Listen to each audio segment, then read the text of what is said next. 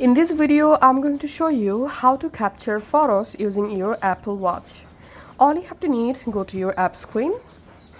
In here, you have to find out camera. Just tap on camera or camera remote. And now your iPhone camera will automatically open. Sorry for my mistake. I'm again opening my camera. So here is this, and as you can see, my iPhone camera opened. Now tap on this three dot here, and you can change timer from here. You can also turn off timer, and camera you can select front camera or rear camera. You can also turn on or off flashlight for your camera from your Apple Watch. You can enable live photo, then just tap on done.